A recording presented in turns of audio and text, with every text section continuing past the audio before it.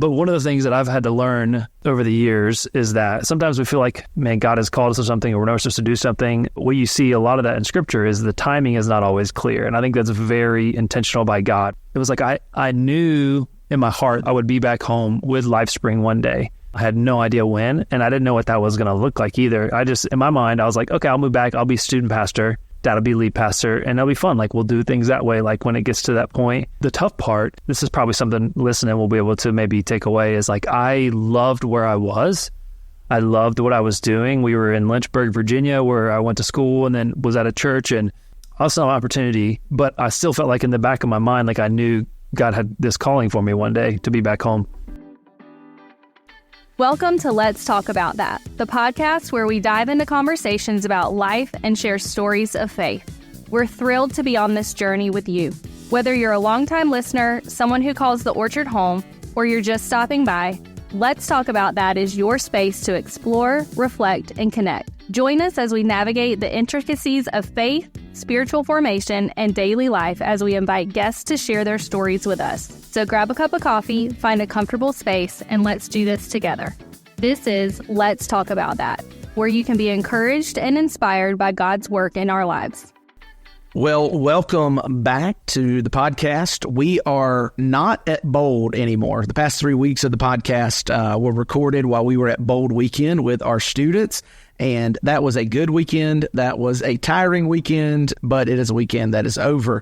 We are back here in the office, but I still have Pastor Eddie with me. So thanks for coming in, hanging out. Yeah, thanks, Chip. And Bold Weekend was Bold Weekend, right? But you recovered? I have. And, the good thing is the further away it gets, the more I tend to only remember the good stuff. Yeah. Like, you don't remember how, uncomfortable the beds were, right? Oh, I still remember that really well. You do? Even though I wasn't in it very long. So we have some special friends with us today on the podcast. Excited to have on. We have Matt and Ken Weaver. Ken is Matt's father. So, you can't see them, but I can, no offense. But if you could see him, you could tell Ken was the father. Voices, I don't know. Ken's got that ageless voice that it's going to be hard to tell. So he has a head full of hair. Meanwhile, I wasn't going to go there, Matt, but I'll let you go there if you want to. So Matt is the current pastor of LifeSpring Church in Stark, Florida, and Ken is the founding pastor of that church. And we're going to talk with them about the story today and how that all came about. But before we jump into that, there's a question that I have to ask. Eddie knows I've got to ask it. I don't know if you guys have listened to the podcast much, but I would get in so much trouble if I didn't ask this question. And we'll start with Matt. Matt, if you were a flavor, what flavor would you be? It's a great question. Now, to be fair, we've had a ton of different answers. We have had Valentina's taco sauce. Okay. We've had sweet hot wings from Thunder Alley Bowling Lanes in Live Oak. We've had a couple of salted caramels and vanilla. So all over the board. So yeah, I immediately went to ice cream because when you say flavor, why not? Everybody immediately goes to ice cream. So what I would have to say vanilla because I don't have the biggest personality. Usually most people can tolerate me, but they would, it's a good base, it's a good foundation, but it's not like the life of the party like chocolate or something crazy. I don't know. Do you have any sprinkles or anything? Or? Yeah, every once in a while, some sprinkles, I'll get a little crazy. My personality come out, maybe that'll be good. All right. It's kind of a boring answer, but that's kind of who I am sometimes. No, I'm good with it. Everybody has their answer. Yeah. That's great. So Ken, if you were a flavor, Ken, what flavor would you be? Well, Matt sold my vanilla flavor. I mean, I'm about as plain as they come. But we got, I guess it's a father and son combo. We got classic vanilla and vanilla bean or something like that. Or Sour Patch Kids flavors because I love candy. That'd be my other second. That's a good one. That'd be a switch up for you. But so why would you say vanilla, Ken? I'm a pretty plain person.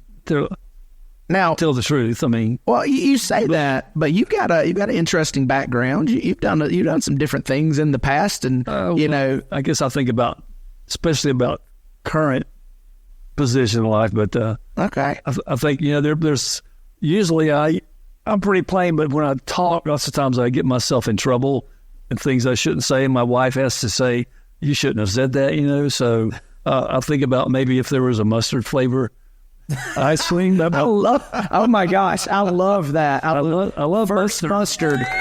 First mustard on the podcast. We're here for that. I love that. I mean, I love mustard, but if you're expecting something else and you get something that's mustard, it kind of sets you back. So, Full mustard will also help with heartburn, just as a Does it really? According to this guy, yes. Really? Any kind of mustard? Yellow mustard. My mother's on. All right. You get indigestion, heartburn, get you a couple of big spoonfuls of yellow mustard, and really, I've never heard that. I've not tried it yet, but I've seen him do it. I didn't believe it. I thought it was an old crazy, home remedy thing that didn't make any difference, but it does. Just by itself, or will it work on a ham sandwich? No, by itself. By itself, man. I talking about mustard. I love a good sandwich, and for me, the mustard, it can make the sandwich or break the sandwich. And so I was at the Dollar General the other day picking up a few things, and I passed by, and man, they had a selection of Dollar General brand. What's that brand? Clover Valley. The Dollar General brand Clover Valley different mustards. And I'm talking about they had yellow mustard, Dijon mustard, spicy mustard, a couple other different. I was like, oh man, they've went all out on this. Stepped up their game. Big sandwich guy. We got all right, where are we going with?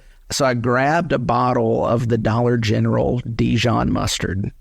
It was a mistake. Yeah. It was a mistake. I told you that was a mistake. So I'm a Heinz guy all the way. Yeah. You can't skimp on your mustard. No.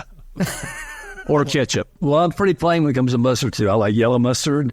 I am not a Dijon fan. I like horseradish and shrimp, shrimp sauce, but in mustard, I can't handle it. The best mustard is McDonald's hot mustard that you can get to go with the McNuggets. Honey mustard, I'll take that. I'm telling you, you got to try the McDonald's hot mustard. The podcast is like, what is going on? 5 minutes in, we're talking about. I love it. 5 minutes. Welcome to Let's Talk About That. Who knew that was going to be mustard today? This is phenomenal. So that is not why we had Ken and Matt on the podcast to talk about mustard. Even though I was enjoying the conversation, Ken, they were just jealous. What's Eddie's flavor? I didn't hear that. So what was your flavor? Was vanilla, wasn't it? I don't remember. I don't remember. Eddie was dreading answering that question. AJ's the one who asked Eddie the question. I forgot it as quickly as I possibly could. Yeah. My flavor was salt and pepper, but I think it was a joke about my hair. I think that's what that was. Somebody told me that. My flavor was told to me. So anyway, good times. All right. So that's not why we had the Weavers join us today. We had the Weavers join us because we're in the season here on the podcast about sharing different stories. And up to this point, for the most part, it's been stories of folks who call the Orchard home. We had Mike Palmer on, who shared about church planting and pastoring in Idaho. And if you missed that episode, definitely go back in the feed and check that out with Mike Palmer. That was a great episode talking about planting churches in Idaho.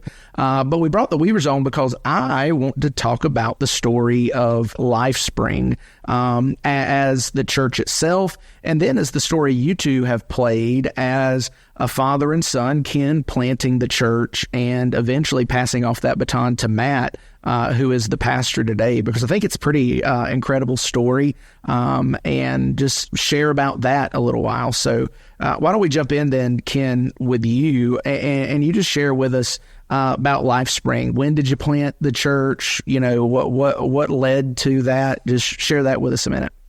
Okay, I'll try to make it pretty quick. But my wife and I moved back to Stark, which was her hometown, in 98, I think it was, and we were there back in the 1900s. The 1900s, all the time. Yeah, in the 1900s. So I had when we moved back, I went to work with her brother. Her brother had never left town. He owned a restaurant, which was kind of a famous steakhouse over in Stark. Many people Western Steer Steakhouse. What? Stark? Say it again. What was the name? It was the Western Steer Steakhouse of Stark. The Western Steer Steakhouse of Stark. It's a land. And Eddie, so I guess spoiler, Eddie is also from Stark. And I worked at that restaurant. I was going to say, and you knew Ken, and so that is. I was going to ask, that is the steakhouse that you worked at as well. Yeah, but I didn't know Ken. Ken was not at the steakhouse when I was there. Okay. Kenny was there years before I came. Oh, so there it is. Yeah. So they really should not have given me these sound effects. Ken's brother-in-law owned the restaurant. He's the one that hired me. I worked there for a little while. Nice. Yeah. All right. So you're back in Stark. We're back in the 1900s, working at a steakhouse. 1900s, working at a steakhouse, and that kind of dates Eddie for you, because he was pre that day. So anyway, my brother-in-law Harry, who is well known in the community. That's how I got to know Eddie, was through Harry, and we just kind of a mutual understanding of who each other was, but never really had a relationship, you would say, outside just a casual friendship. Right. But I went to work there, and Harry had transitioned to doing another job there in town, and then he asked me to come and run it for him. So I ended up working at the steakhouse for 17 years, a pretty good while. During that time, I was not serving in ministry. We had moved to Stark from where I had served as a full-time pastor. I'd been in full-time ministry for almost 20 years, and we were in Bushnell, Florida for 13 years. And so we moved into the steakhouse role, and which at first, I didn't know what I was doing. I'd never done something like that before. But anyway, it was a good experience, and it taught me a lot. And after a number of years, I just kind of felt convicted from the Lord that, I love this. I love what I'm doing. I love the people I'm working with. But God had put a burden in my heart to be back into some roles of ministry. And I had opportunities. I'd done some training with the Florida Baptist Convention to help churches do some transitioning. And I had preached for a number of fellow pastor friends and other churches in the community from time to time when they needed someone to come in and fill the pulpit for them. So I was liking that and enjoying that, but I really began to have a yearning to be back full-time pastoring a church. And so I began to seek out some opportunities, and for about 3 or 4 years, I talked to a couple of churches, and it either came one of two ways. Either they didn't like me, or they didn't think I was the man for them, or they did, and I didn't think that was the church for me. Yeah. So, fair enough. You know what I mean. Yeah. And in those situations, I didn't get frustrated, but we continued to do what we were doing, working at. One of the things that working in the secular field at a restaurant for so many years, many of our employees had been there from early on, from back in Eddie's day, and they man, Florida is over on fire right now. That's phenomenal. I'll get off that horse, Eddie. Okay, you're fine. But I do really just say that we had a lot of high school students and college students that would come through, be there for a year or two. And then we had a number of people that had been there for a number of years, 10, 15, some maybe 20 years. And the steakhouse was open for 40 years before it finally closed. But being with those people and seeing what they went through in their life and listening to their heartaches and walking with them through all the events of life, I performed the marriage there of some of the employees in the steakhouse. In the steakhouse? You really? I did not know that. That's pretty. What did they? Hold on. Did they eat at the steakhouse after? Yeah. Okay, because it would have been awkward if they catered in after like that. That would have been awkward. Yeah, it was a couple that had met there, and worked together for a number of years, and all right. And when they decided to get married, I'm not going to lie, that is a different type of destination wedding than I would have thought about, but it works. I like it. But it was good in there. That's because you never ate at the steakhouse before. Fair enough. Yeah, it stays with you. But that was probably 20 years ago, and they're still married, live in Texas now, but they're a great couple, and we still communicate from time to time. Yeah, I heard they were taking their next honeymoon at the Texas Roadhouse. Well, I don't know anything about that, but I guess. But Ken, really, that's a testament to the fact that you could still do ministry even there at the steakhouse. I mean, not in the same, maybe not the same as you would as a vocational pastor, but you still could do ministry. Right, and that's one of the things that the Lord just kind of opened my eyes about what ministry was all about.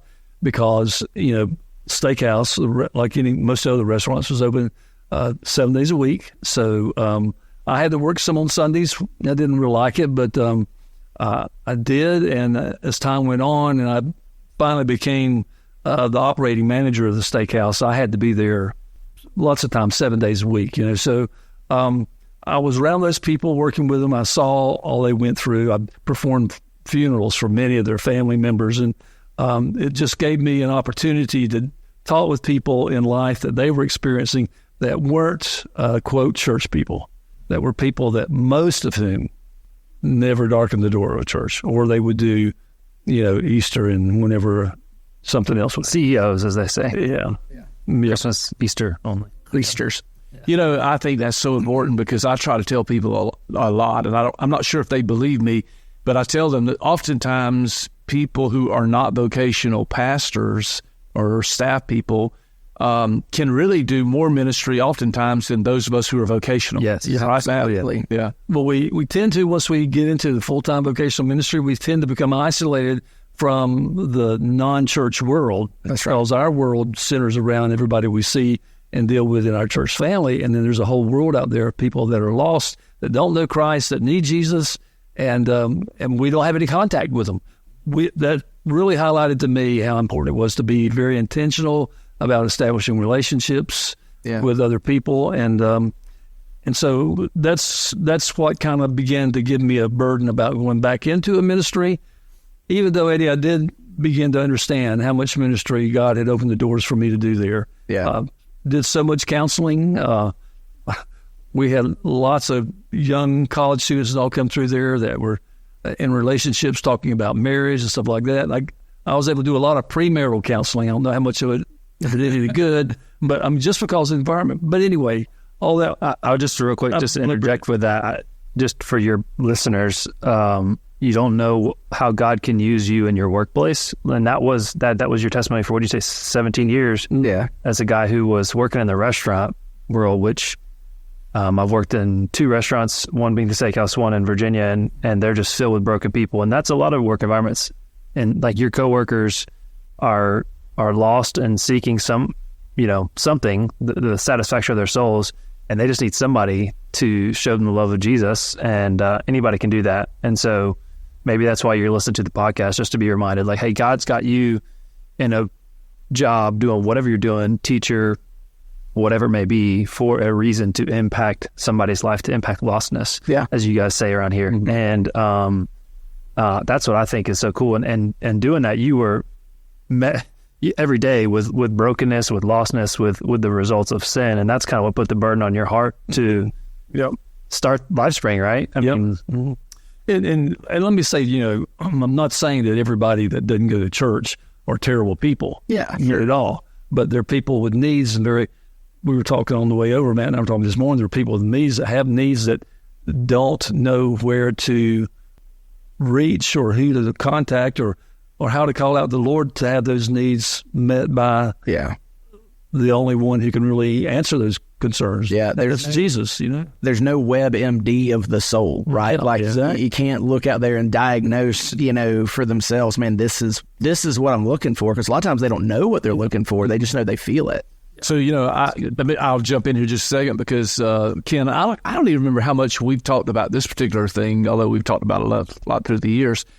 But I was having the same struggle when I was at the steakhouse. So I really, because somebody out there may be thinking, well, why would he want to leave that if he was able to do ministry and if he was able to serve people there? Or why would he leave that to start a church?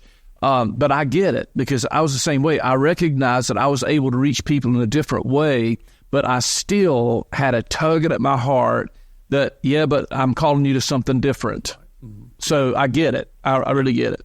And God had already called you to something different. Exactly. And he had already called me to something different. Exactly. And that yearning was still there, even though we weren't involved in that full time. So as it progressed on, excuse me, we were a part of a church there in the Stark community for a number of years. And after being there for so many years, our oldest son, Matt's oldest brother, had And both of his brothers had moved to Virginia and were going to Liberty He's University. really old. He's Chip's age, really old. Wow. Oh, that's there right. it is. Yeah. There it is. Wow. Wow. Like father, like son, right? Pepper. And he looks like Matt. He'd have it, hair on his head. Oh, Ken is taking everybody down right now. Well, they ended up, all three of them were in Lynchburg going to Liberty University over a period of a few years. But our oldest son, Matt, had been given the opportunity to come back to Stark, and he did. And he went on staff of the church where we were attending there in Stark. And he was there like 3 years as a children's pastor. And then the Lord just put it on his heart. It was time for them to change and move. And they left and went to Columbia, South Carolina. And he joined the staff up there of New Spring Church, which was a totally different church from where we were. Different kind of church for sure. Totally different kind of church. And that was the thing that really impressed me. I mean, it's a mega church now, it's huge. And even then, the Columbia campus, when Matt went there, they were about the same size as what our church was. And this is Columbia, South Carolina, right? Yeah, yeah. 400 or 500 people, and they began to grow.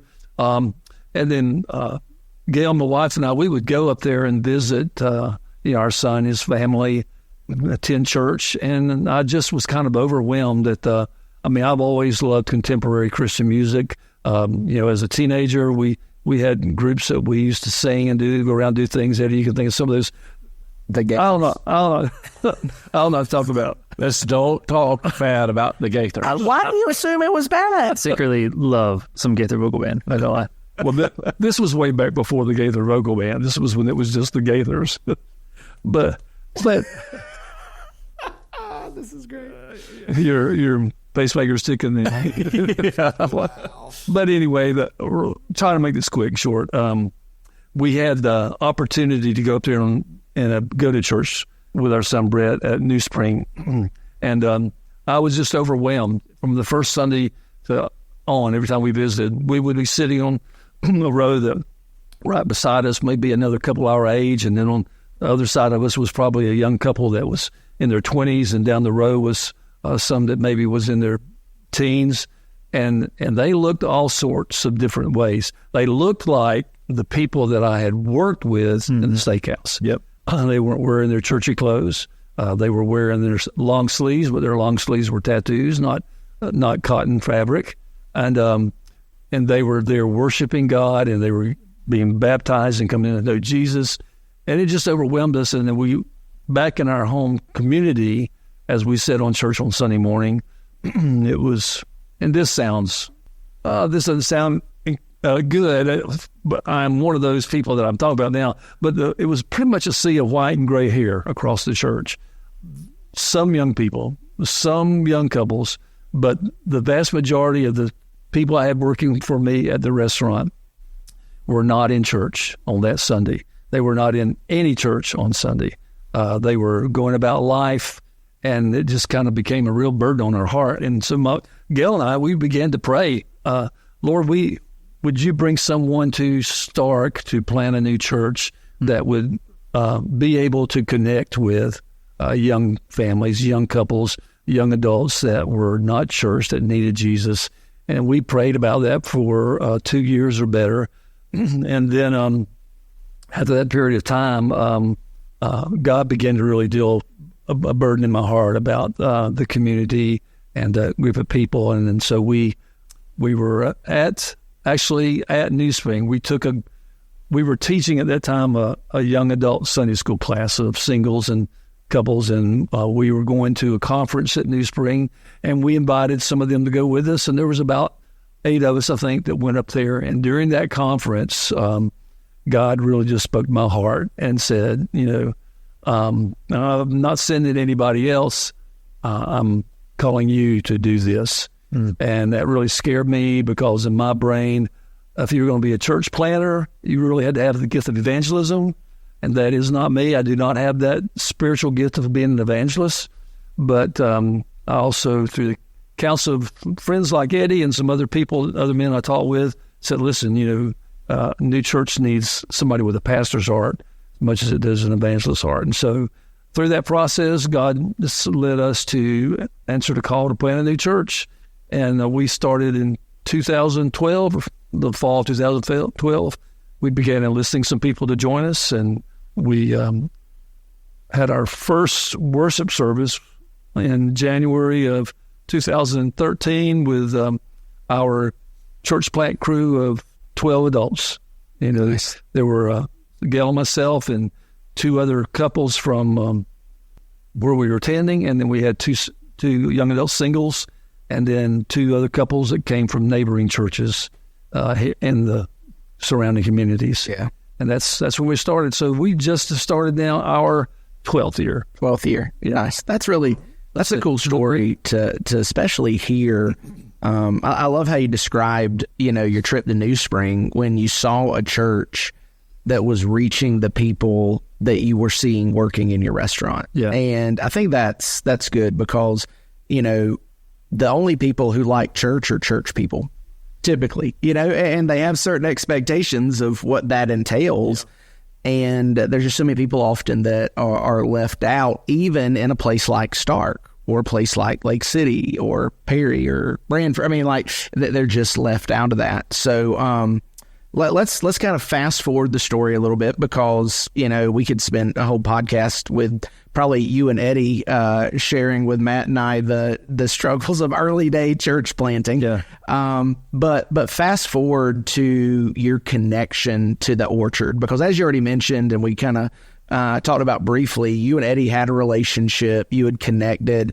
Help me with this. Eddie was on a board that you had as you were planning the church, or just a mentor friend that you would reach out to pick his brains sometimes, or... Yeah, I'd contacted him a couple of times and we talked, and then once we kind of started working on putting our team together, Eddie was the only church planting pastor that I knew. I didn't know what church planting was all about, and you don't know much if you're in a traditional church because you don't ever talk about that. But anyway, so I contacted him, and we decided one of the best things for us to do would be to visit some church plants, within driving distance of Stark.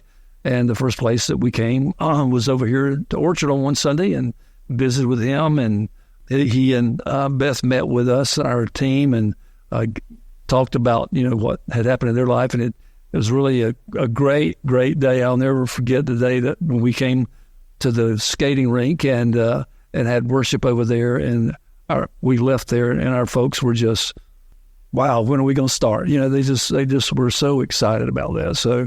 And yeah, I can remember that day too, and I could sense their excitement too. And it was so good to see so many young couples there with you and Gail, and see their excitement, see their enthusiasm, and I knew that, boy, yeah, this is going to take off. And it did. I mean, it wasn't an easy day. Eddie's will probably tell you. I remember hearing a guy. We went to a training conference, 2 different training conferences actually, with 2 different organizations on planting churches, and I remember specifically one guy talking about. When they had planted their church, that he used for 2 or 3 years, he said he used to go to church every Sunday praying, God, I hope somebody shows up today. Yeah. And we did the same thing. I honestly know what you mean. I did some work when I was pastor in Mayo where we did some new work and some new community. And, you literally are like staring out the window praying, God, send somebody, today. 3 years in, we were still praying that. 4 years in, that's funny. Now, like most churches, but maybe unlike what people assume when they talk about church planting, and churches like New Spring, in South Carolina, we assume you plant this church, boom, you have a mega church, you're leading the staff, you've got an amazing team around you that's keeping you busy all day, but that wasn't reality. You were pastoring a church, and it was you and Gail. I know you had some key volunteers, but really, it was you. You were pastoring, and I'm sure that began to be a heavy burden to bear, by yourself, because you're not a part of, a Baptist association or anything like that at that point, and so you're pastoring. It's a heavy burden to bear, and because of your connection with Eddie, you found a group of knuckleheads who met in a room on Tuesday or maybe Monday at that point, and I guess through Eddie came over to start hanging out with us. That sound familiar, Eddie? Am I telling that right? Yeah, I think so. I think it's pretty close. Yeah, it was on down the road a little ways. Yeah. I didn't know what you guys were doing over here. But yeah, when we talked and had the invitation to come over and be a part of the communicators meetings that y'all had, and that to me was like a shot in the arm of adrenaline and encouragement, because one of the things as a single staff pastor and as a church plant pastor, and we did not choose to affiliate with any organization or denomination, and not that you were that, but when we had the opportunity to be bonded with and united with a group of people that had the same mindset about us as far as growing a church, man, I jumped at the chance, and it was, for me, just such a big encouragement to join with the Orchard. Yeah, because it wasn't, like you say, the connecting point between LifeSpring and the Orchard was not shared denomination. And even though, honestly, we would share a lot of theology, that wasn't the bonding point. The bonding point is we both want to reach people who look like the people who worked in your restaurant. Yeah, I was previously part of the denomination. Yeah. So, yeah. So, but I think Ken's clarifying that because he heard me say I've called people heretics on the podcast before. But no, you're good, Ken. You're fine. But so what was that though experience like coming in? You said it was a shot in the arm. I think maybe describe that a little bit more, because the question we get asked a lot of time when we work with churches, and I say work with churches, loosely, people are like, oh, so what does that mean? Are you guys sending teams and volunteers and this and that? Like, no, we're usually just sitting around a table or on couches and then going to eat together, So how is that, I guess? Well, let's say it like this. Imagine maybe there is, maybe there's not, a pastor like Ken listening to the podcast now who's wondering why a connection like that matters. What's the tangible takeaway for me as a pastor? Why would you tell them that's something that they need? What would you tell them they would get out of that? Well, I would say that the camaraderie of the relationships of other pastors was a huge, huge encouragement. And I'm gonna go back to something I've always said, and I think it applies to every situation in life. Just about, what is it, man? Life is all about relationships. Nice. Life is all about relationships. That was a statement that I heard from one of my seminary professors my very first seminary class that I took, and he taught us that life is all about relationships. And I remember in class he asked everybody, okay, what's the most important word of the English language? And back in that day, he wrote up on the chalkboard all the things that all the preachers were throwing out the right answers, Jesus and love and evangelism, all those things. And after all that, he said, nope, you're all wrong. And as a seminary professor can, like no other. And he wrote the word relationships up on the board, and he said, and he drew a little rough picture, said, relationships are like the railroad track. And he tried to do that. And he said, without the track, the train can't go anywhere. That's good. And he said the relationships that we have with people are the vital, important part that we have to have in life. And I found that to be true at the steakhouse and building a church. People don't know it, but they want a pastor. And even today, our church grows, not because of what I did or not because of Matt, but because on Sunday, if we're going to have 3 or 4 new families there, it's because they're friends that they have relationships with, have brought them.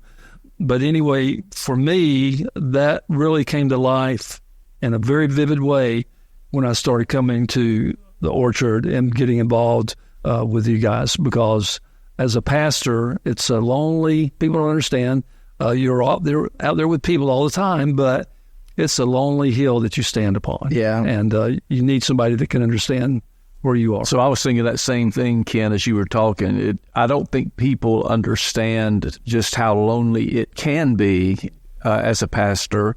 And you do feel like you're out there on a limb by yourself at times. So, I think that's a real thing. And I think we sense that with you immediately. And pretty quickly could just see it in the change in your face, to even countenance. Well, there's things that you want to say as a pastor at church and all, but you can't say them at church, but you can say them to another pastor. That's right. Because he's not going to condemn. That's right. Hey, I get that. I think that it's even doubly true when you are trying to pastor in a church context that is very unique in your rural community? So I'd be interested to know, Matt, from your perspective, okay, you're in ministry and you're a son to Ken, and you know he's going through these things. How do you help with that, or how could you help with that? Or That's exactly what I was interested to ask Matt, because we're getting to the point where Matt comes into LifeSpring story. He's been a part of Ken's story, I guess. But what was it like as a son who is working at another church, watching your dad do this, plant this church, pastor by himself in a different context? Like, what was it like for you looking in from the outside? Yeah, I mean, I think from the beginning, the idea of it in Stark, in our small town, and setting off an adventure like this is a big deal, is a big dream. Very different, ruffled some feathers. Other pastors would talk bad about him. I am shocked to hear that personally. People accused Dad of splitting the church when he was very open with the pastor at the church they were attending at the time. He left with like 3 people from that church and 3 people from another church. It was not that at all. It was to do something very different. There was no bad blood. And so just saying yes to Jesus sometimes will cause other people to question or doubt or speculate. It's exactly what the enemy wants to do. And so from afar, appreciating his boldness and his willingness, his obedience to that, because that was a part of your story. For years you were like, God, we need something like New Spring here. We need to reach people. God, will you send somebody here? And that was your prayer. And then God's like, hey, I'm waiting on you. And then finally you realize that, and not at typical church planting age, you said yes to that and completely changed your life. I mean, still worked full-time at the steakhouse and still took on this burden and this weight, and the schedule, the busyness, and it required a lot of obedience and a lot of faith.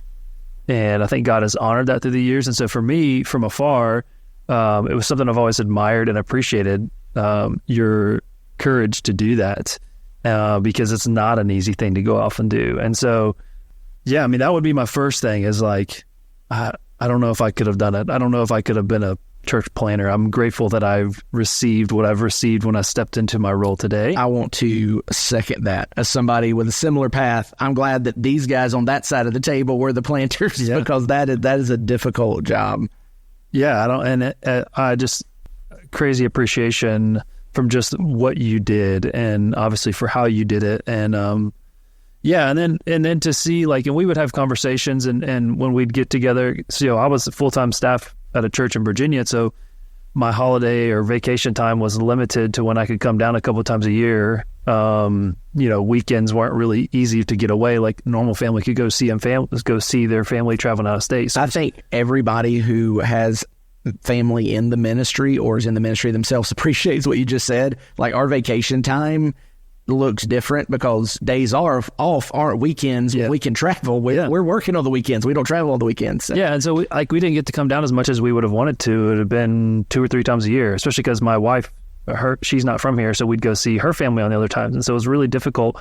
But the times we'd come into town and we'd be there, and we would like get together with my brothers who have all been in ministry at some point, and to be able to kind of hear these, it was. From the outside, it made me sad that you were in the season of, like, I don't want to say isolation, but feeling like, you were isolated I know you had a volunteer team before, probably you had these relationships, but it made me sad. It also made me frustrated. Like, man, I wish something could change and there was more money to pay people, right, to be on staff, right, which is the boat I'm in now today, right? But, sad and frustrated, but then super grateful for the relationship. And again, for the podcast listeners, like to know that you're a part of a church that is not just about itself, but it's about other people. It's about other churches. It's about investing in those relationships and helping people when we meet on Tuesdays.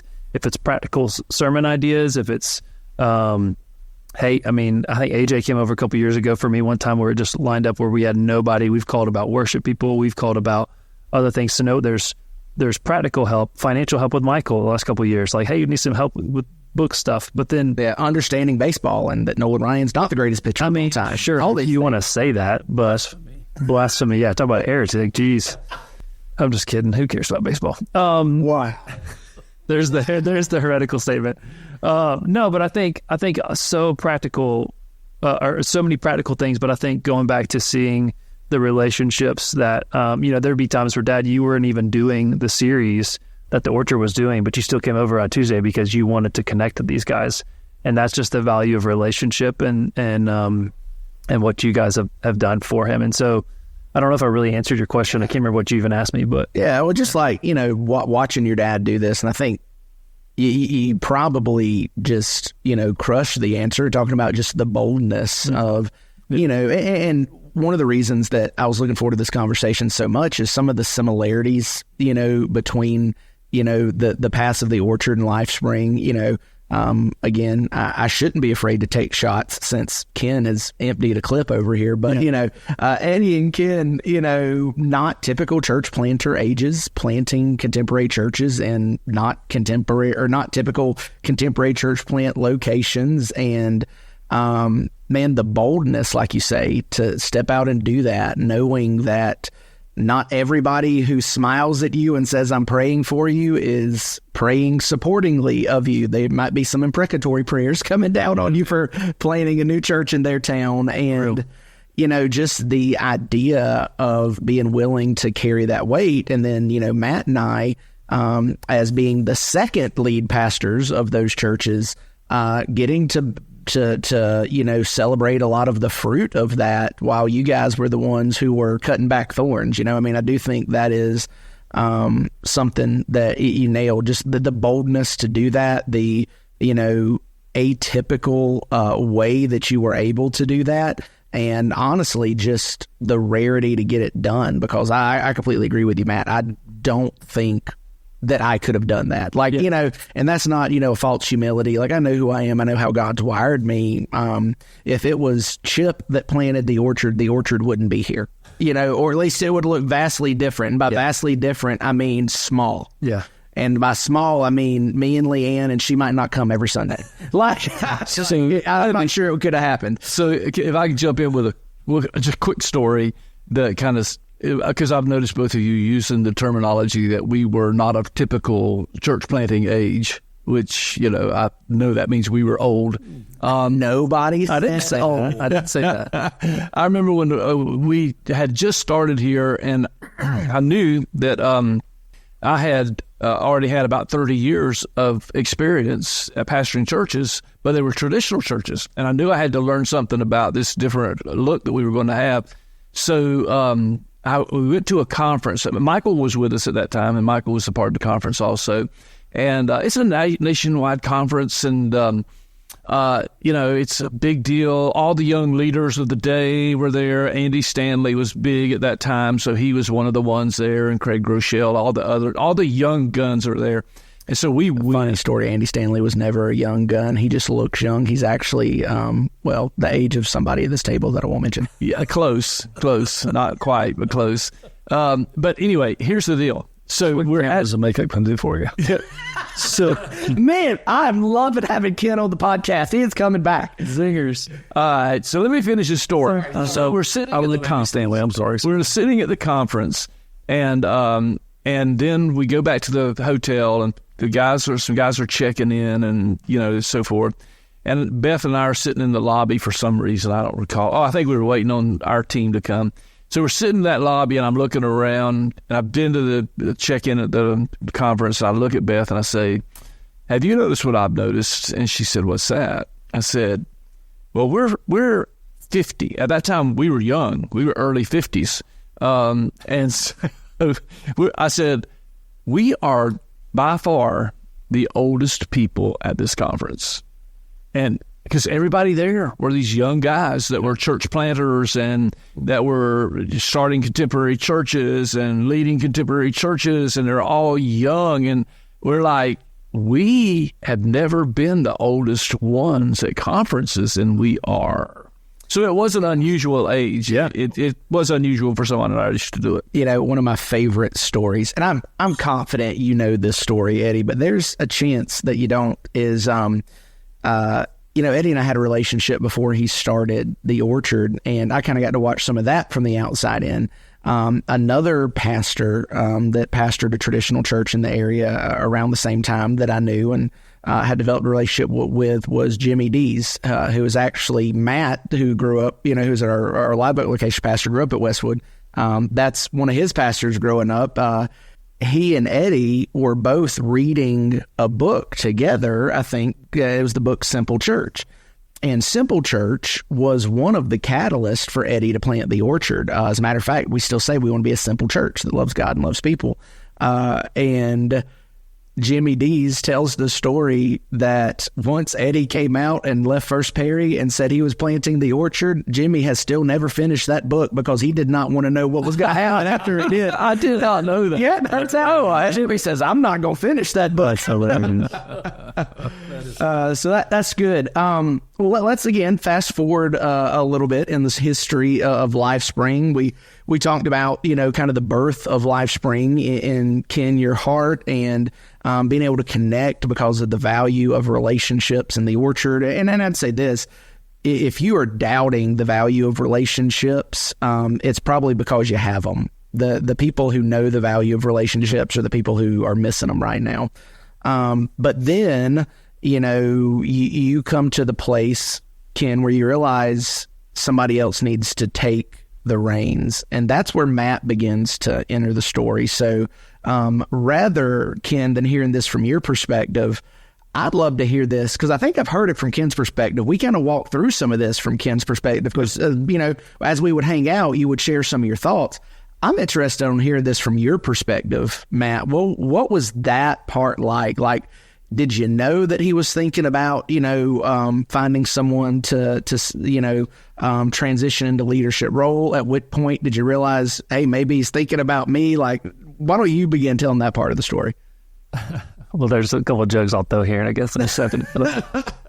We planted in 2000, planted, launched, whatever those terms are a little different, but somewhere 2013, 14, 15, somewhere in that range, because I was a resident at the church in Virginia that I was at the time, which is like an intern on crack or steroids, depending on your audience you want to use that. And so I remember telling some buddies of mine, like at some point after you had already launched, that I was like, I feel like I'll be back home one day. Really? I've never heard you say that before. Yeah, I felt like God told me, and again, I don't remember if that was a year later or 3 months later or whatever, but it was sometime pretty recent. But one of the things that I've had to learn over the years is that sometimes we feel like, man, God has called us to something or we're not supposed to do something. But what you see a lot of that in scripture is the timing is not always clear. And I think that's very intentional by God. When you look at, I've always resonated with the story of Joseph being the younger brother, right? And, he's given these crazy dreams, and then you guys help me out. Y'all are all smarter than me. How many years later until his brothers are before him bowing down?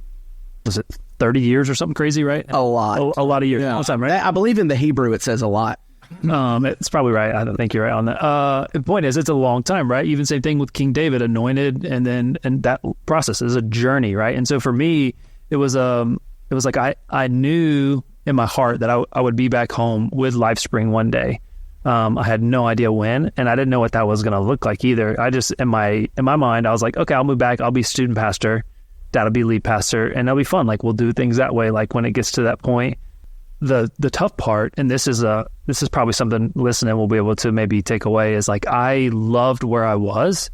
I loved what I was doing. We were in Lynchburg, Virginia, where I went to school and then was at a church. And I had moved from, over the years, I'd moved from a resident to this job, to that job, to this job. And I loved going back to relationships. I love the people I work with. I love my friends, my pastor, what we were doing. The church was growing and cool things were happening. It's an awesome job, awesome opportunity, but I still felt like in the back of my mind, like I knew God had this calling for me one day to be back home. And so it's kind of a weird thing. It's like, I don't want to go back home because it's back home. A, it's small town. B, it's like, I love what I'm doing here. C, and so it's like, I really don't want to leave. And so, and I can't remember if I knew. I feel like I knew because these are the jokes, and I probably need to wait a second to loop this back in. But I remember when you called me that day, let me back up and make it just a true confession. I was 58, Eddie, when we planted. And so I knew in my mind that I wouldn't be doing this a long time, okay? And so I had that thought, how long is it going to be? And I just, in my mind, I honestly thought 5 or 6 years, and then someone else will come in. And honest confession, I don't know if I ever said this to Matt before, but in my mind, I thought that Matt's older brother, the middle brother. Well, there was my jokes. Yeah. So you tell it from your vantage point. I thought that he would be the one that would come back maybe and take. I remember you telling me that, actually. Yeah. And so that was in my mind. So not that I didn't think Matt was capable, but because Matt was in Virginia, like what he said, we really only saw each other a few times every year. I'd never seen him preach hardly at all because they were a big church, multiple staff, so he would only preach once, maybe twice a year, something like that. But anyway, our other son, Josh, is a gifted preacher and communicator. I mean, he can preach the paint off the walls. He's really good. He's Southern Baptist. I just heard that. I don't know where that came from. But anyway, so that's what was in my mind. And so I had never really talked to Matt about coming. It's true. Mm-hmm. So, but I think if I'm trying to remember back, I want to say that Josh has told me that you guys have had these conversations. Mm-hmm. And so I knew, so I think that kind of complicated things in my mind because church was small. You weren't even full-time, I don't think, at the time. Maybe if you were, you'd just become like full-time in terms of like pay and you had left the steakhouse. Yeah, I was bivocational for a number of years. And so in my mind, I'm like, well, dang, if Josh comes in, how's that going to work? Because I'm going to need a job. I guess I could do something else. But if Dad's just now getting paid, and we're now Josh is getting paid, like there's not going to be any money for me. They're just now affording one salary, and so I'm just like, in my head, like, well, if it's going to happen, it's going to happen. When God's timing will make it happen. And so nothing like being just like David and Joseph being looked over, the younger brother, right? Being not looked at. Oh, I see what you did there, and I appreciate that. No, obviously I don't think it was anything intentional. It's a lot of good points. Josh was much more closer. You knew that I loved while I was in Virginia, and I really did not want to leave in my flesh. But sometimes we don't want to leave the things our flesh wants, even good things, right? Yeah. But God has better things for us, or just things that He wants us to do, and that was a part of my journey. And so, when you finally called me one day, and there's a reason why it just didn't pan out for Josh and his timing. We don't have to get into all that today. But when you finally called me, like, well, maybe you call Matt. I don't remember that thought for you, but I was like, okay. And I literally told you, so I've been waiting on this phone call for a long time. And so I told him. And Lord me when he said that. Yeah. Wow. Oh, I can remember him saying that on the phone. Because I've been waiting for you to call, is what he said. That would have been 2020, Dad? Yeah, that sounds right. Or 2021, maybe. Something was happening then. No, it would have been 2021. It was after. That's right. It was the Braves winning the World Series. That's what was going on. That's not what I was thinking about.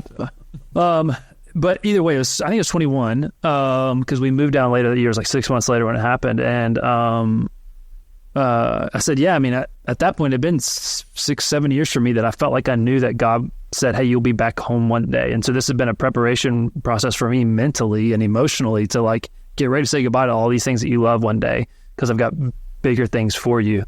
And so then we went through, the hiring journey and came down. We actually hung out with you guys one Tuesday that summer, and that was a whole process. Figuring out who are these guys and why are we here?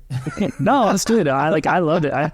And for me, again, coming from a really big church with a really big staff to here, it's like, okay, cool. There's relationships just down the road, not too far away, where people we can see and connect with and make our jokes about, do ministry with, and talk to pastors and kind of cut loose with a little bit. And it was very life-giving even to me coming back here and stepping out of the season I was in and into a much different season. But yeah, it was a journey, and it still is a journey. It's still been a lot of learning and growing from all this. But like I said, I think sometimes in life we have to be okay with waiting, and we have to be okay with saying yes even when we don't want to say yes, because God, that is what you see throughout Scripture constantly. So I think that helps me understand some things when you talk about that you knew this over a period of time before it actually happened, so that when it did happen, you got the call, it wasn't a shock to you.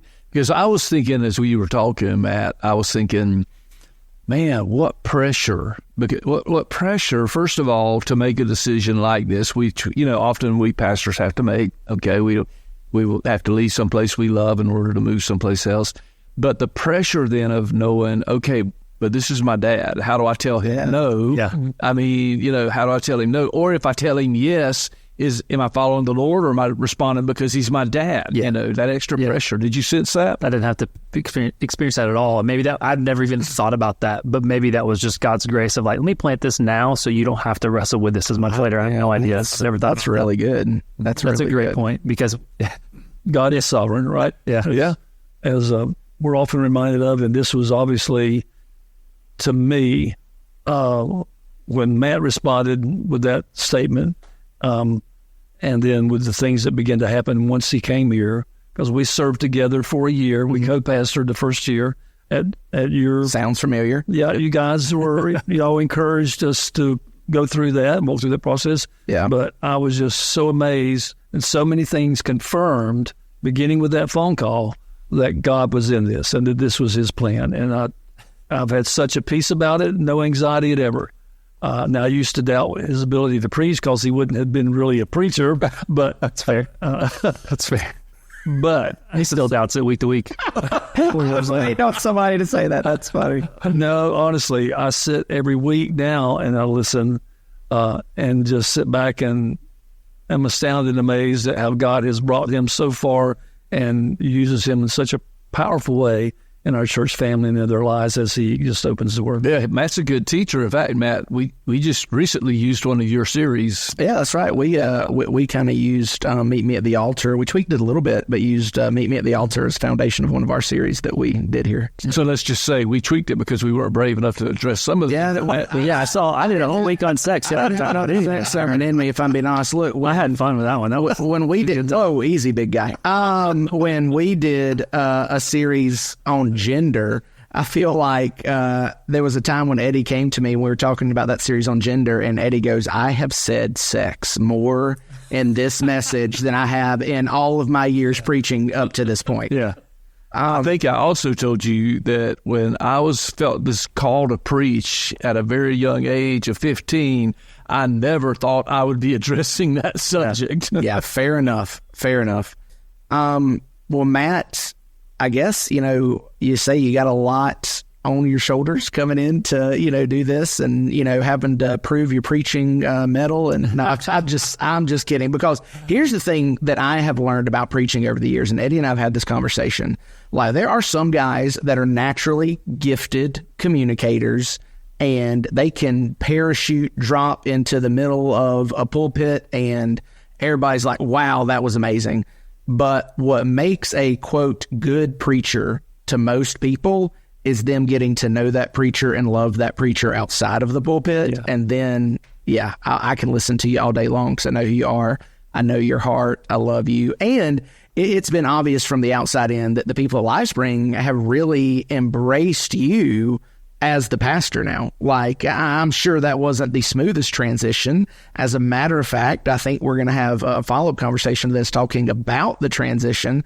But, what is it like now knowing that you're, kind of filling those shoes? It's your church, because I'm sure that you have some of the same feelings I have, but you want to honor the legacy that your father's entrusted to you, but at the same time, you want to make sure you're obedient to following where the Lord is leading you as pastor. Yeah, that was that's a big part of the conversation. Founding pastor and my dad too, right? So you throw on another hat. It was definitely a difficult journey. I remember hearing a conversation. A guy was comparing. I'm trying to make sure I'm using the right phrase here, but he talked about like honoring the oaks in your life. Meaning those who are older, wiser, taller, stronger, deeper roots, because I noticed you started with older and then threw in some great adjectives behind it. That was phenomenal. I was thinking established. I mean, older is not a bad thing. You were my dad. You were older than me. The goal of every one of us... Stronger. Yeah, look at this. The goal of every one of us at this table is, at least in some way, shape, or form, to get a little bit older. Yeah. Right? That would be ideal. I mean, I'm just throwing that out there. Yeah. So going back to honoring the oaks in your life and understanding that when you have whether it's a parent or a grandparent or just a mentor, somebody who is like that oak, and viewing yourself as, I don't remember just the younger version of the tree, but there's so much to learn from that person. And it was a whole podcast conversation about honoring those types of people. And, as the son who thinks he knows best, right? As my dad would laugh at and say, that was a constant, a constant process of like trying to humble myself and learn, be open-handed, but also have my opinion or have my thought and probably did okay, probably failed a couple times more than the other. Yeah. But yeah, so that was, we transitioned for a year in that year. And I think we'll get into more of that later. Yeah. But yeah, definitely a lot there in that process of constantly having to rely on God, to give me wisdom, what to do, when to do it, how to do it. It's an interesting tightrope to walk there. And, I think you said, and, when we have that conversation, Eddie and I can kind of share some of our experience as well. But, Eddie had me not as a son, but as, a mentee who has been, having breakfast with him for years, freely sharing my opinions because I know best.